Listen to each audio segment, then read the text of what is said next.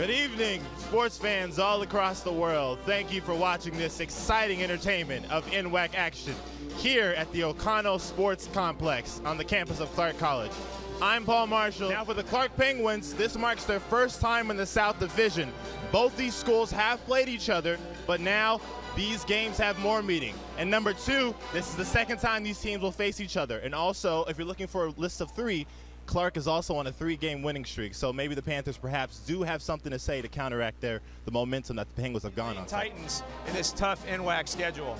That is the pacemaker, and tonight we did speak with both Cheyenne and Cachet, and they said they're good to go. They wouldn't want to miss a game like this because now everything is on the line. Even though it's the 4th game within the division, these games are much more important, and that's what we'll have tonight here on Portland Sports Network. Well, we've got some very good basketball coming up here first on the women's side. Yes, we do. We have the women's game coming up first, and at 7:30 you have the men's game.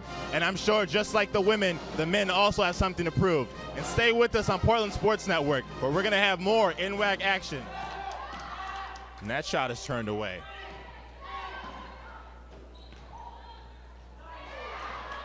And Akel says, I'll take that, and I'm going back the other way.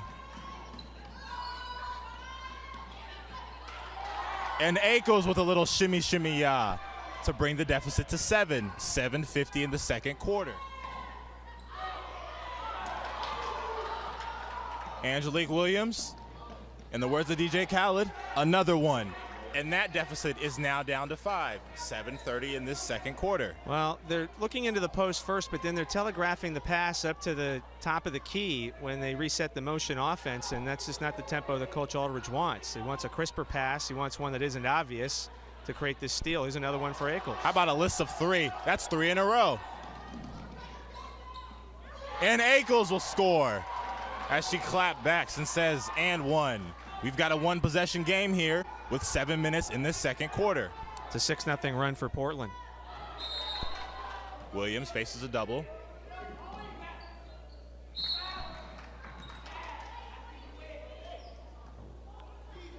I don't think that pass was intentional. No.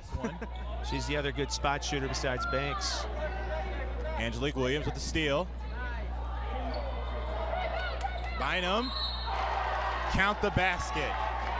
She's earned herself a trip to the line. Now, following Saturday's game against Umpqua Community College, Bynum said she came down with a double whammy of dehydration and food poisoning. And during Monday's practice, she didn't feel up to it. But she said after Tuesday, she went to the hospital and she was able to get some medication, and ever since then she's been better. But that was interesting. I asked her, had she ever been double whammied with not 1 but 2? She says, no, I've never.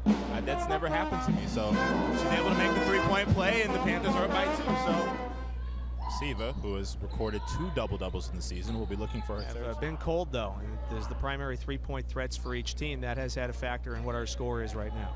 I guess the equivalent of Newsom's corner shot would be if you're playing a game of horse, that one person who always knows that behind the backboard, they'll make it. As Barbara Leone comes in and drains a 3. Now it's down to a 1-possession game. She just would like to see a little more consistency in form. It's getting open.